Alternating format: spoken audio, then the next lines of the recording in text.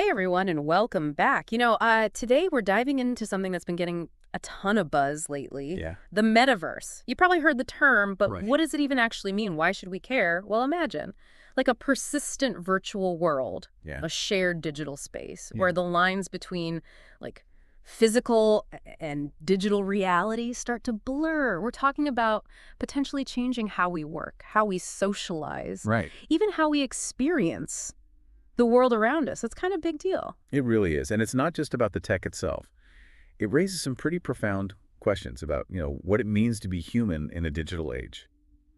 The metaverse pushes us to rethink our understanding of reality, our identities, even the very fabric of society. So it's not just about strapping on a VR headset Yeah, and playing games. We're talking about a potential paradigm shift. exactly.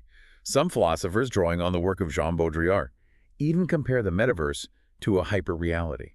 Imagine a world where simulations become so convincing, so immersive, Mm. that they overshadow the real world. Okay, so maybe it's not just hype. But wouldn't that mean losing touch with authentic experiences? Like if I'm hanging out with friends in a virtual park, is that as meaningful as meeting up in a real one? That's the question philosophers like Martin Heidegger wrestled with. The idea of being in the world. Think about it this way. You can have a virtual coffee date with a friend's avatar in the metaverse. But does it feel the same as actually sharing a cup of coffee with them in person, where you can pick up on their subtle expressions and feel their presence in the room? I see what you mean. It's like the difference between watching a concert on a screen and actually being there, surrounded by the energy of the crowd. So the metaverse could make us more connected in some ways, but maybe less connected in others. Precisely. And then there's the whole question of identity. In the metaverse, you can create an avatar that can be anything you want. Different gender, different Yeah. species, even a fantastical creature. It's incredibly liberating. Right. But it also raises questions about who we really are. Right. Like, is that virtual self just a costume? Or does it become part of our identity? Does it fragment our sense of self? It feels like stepping into some serious existential territory. Absolutely. If we think about René Descartes' concept of mind-body duality, the metaverse introduces this almost third self, a digital entity existing in code and pixels. It really makes you wonder about the nature of existence in a digital age. And this idea of digital identity ties into something huge, ownership. In the metaverse, who owns what? That's where blockchain technology comes in, specifically with things called NFTs. So you mentioned NFTs. For our listener, that means the virtual jacket their avatar buys is really yours, not just something rented from a game company. Big difference in how we think about value in this space. But if I'm being honest, that sounds pretty abstract. Are we talking about virtual real estate too? Exactly. Virtual real estate is already a booming market. Oh. People are buying and selling digital land, building virtual homes and businesses. And it's not just speculation. These virtual spaces can host events, meetings, even entire communities. Wow, so we're not just playing dress up with our avatars. We're talking about potentially building whole economies in the metaverse. But who sets the rules in this digital Wild West? Is it a free-for-all? Or are there governing structures in place? That's a key question. We have national laws and regulations in the physical world.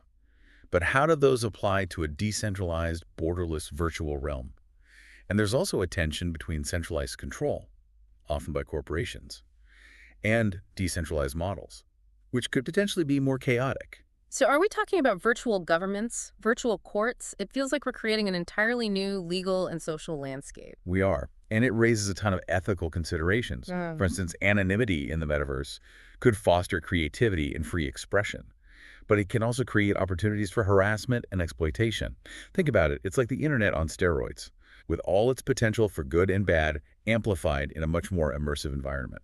Okay, that's a lot to digest. It sounds like the metaverse could either be incredibly liberating Well, or completely terrifying, depending on how things shake out.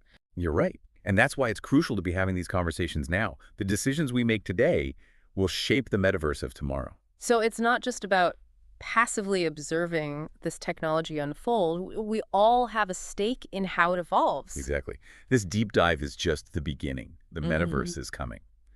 And it's up to all of us to determine whether it becomes a force for good Hmm. or something we end up regretting. All right, so we've laid the groundwork. We've talked about what the metaverse is, why it matters, and some of the big philosophical and social questions it raises. But what about the practical implications? How could this actually impact our daily lives? Let's dive into that next. So we've talked about virtual real estate, digital ownership. Right. But what about the social fabric of the metaverse? Will it connect us or isolate us further? I mean, some people are already worried about screen time and social media addiction. Sure. Could the metaverse make things worse? It's a valid concern.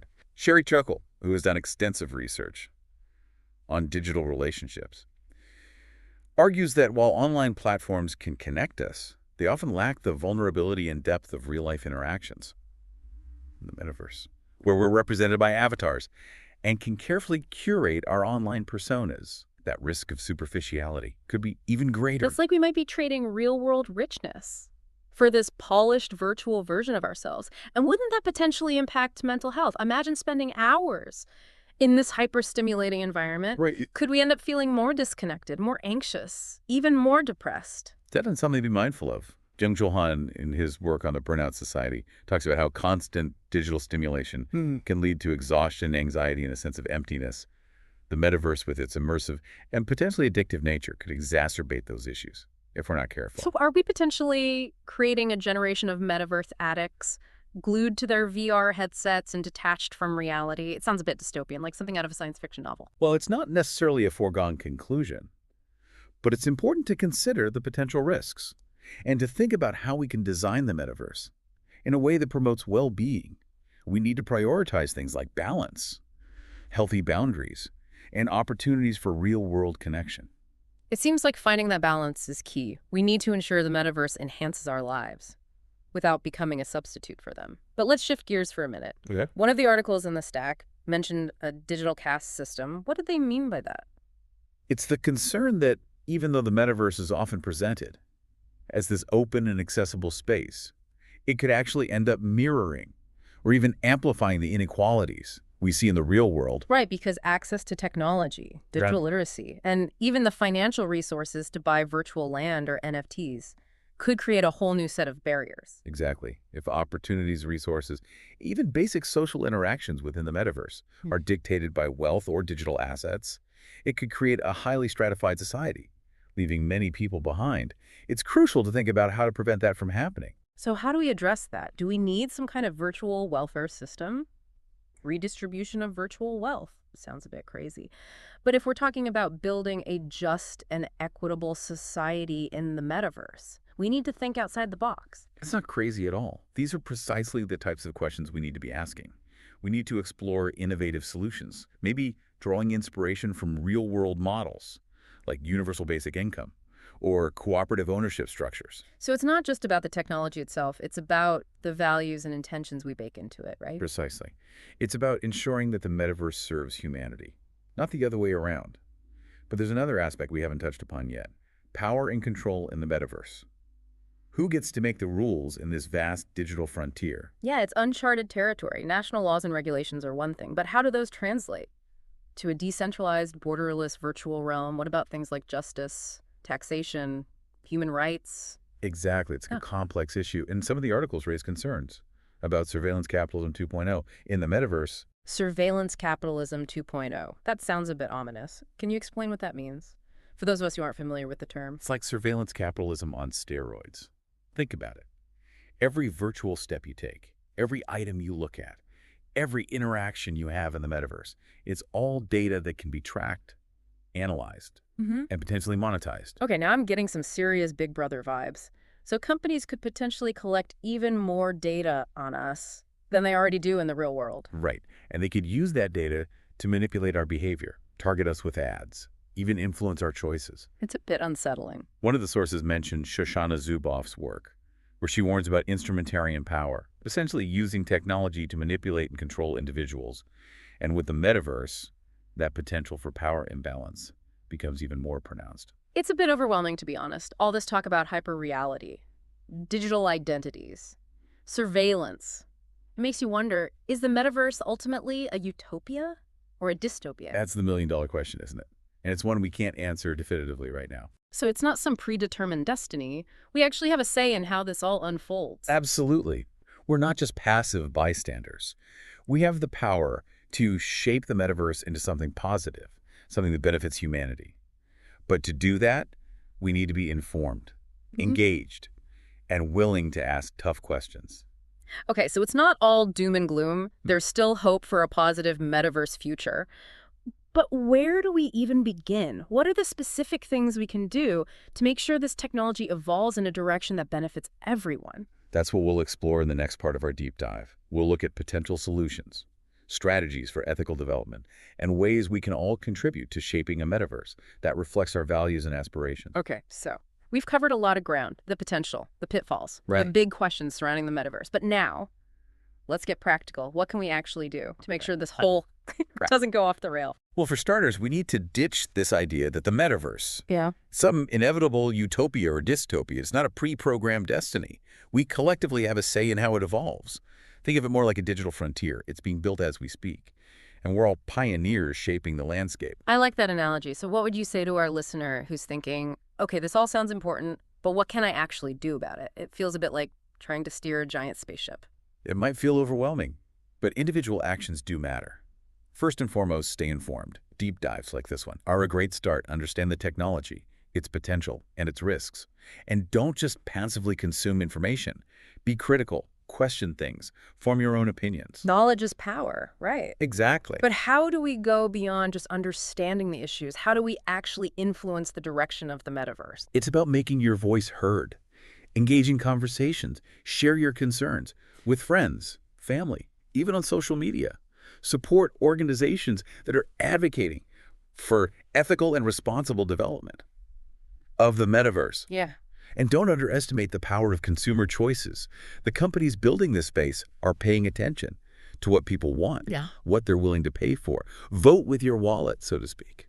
So be informed, speak up, and make conscious choices about how we participate in the metaverse. But what about the bigger picture?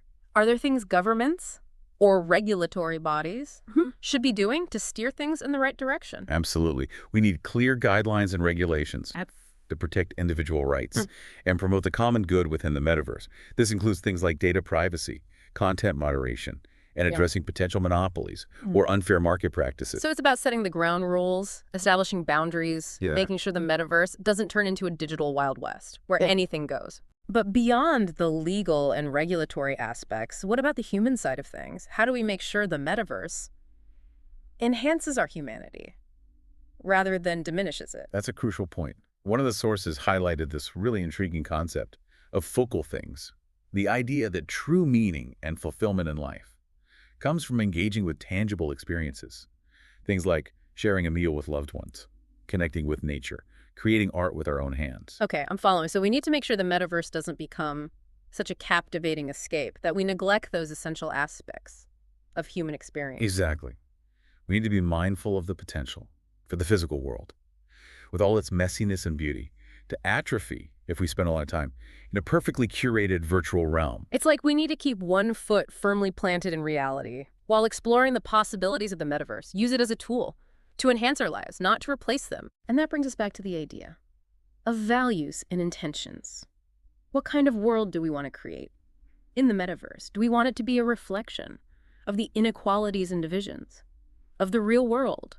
Or do we want it to be a space where everyone has the opportunity to thrive, connect, and create? It's a powerful question, and it really drives home the point that the metaverse is ultimately a human creation. It's not some alien force acting upon us. It's a mirror reflecting who we are, what we value, what we aspire to. That's beautifully put, and it reminds me of a quote from Yuval Noah Harari, who said, "The greatest danger of the 21st century is not robots, but humans who feel obsolete. The metaverse has the potential to either empower us or make us feel irrelevant. The choice is ours." Wow, that's a powerful thought. So the challenge is to ensure the metaverse expands our potential, our creativity, our sense of purpose, to make sure it's a force for good in the world. Exactly. And to our listener, I would say this: the metaverse is coming, and it's going to be transformative. But it's not some preordained destiny. You have a voice. You have a choice. The future is in your hands. That's a great note to end on. So to wrap things up, the metaverse is full of potential, both good and bad. It's up to all of us to stay informed, engage in the conversation, and make conscious choices about how we participate in shaping this digital frontier. The future is not set in stone. Absolutely. The metaverse is a blank canvas, and we collectively hold the brush. Thanks for joining us on this deep dive into the metaverse. Keep exploring, keep questioning, and keep imagining the possibilities. We'll see you next time.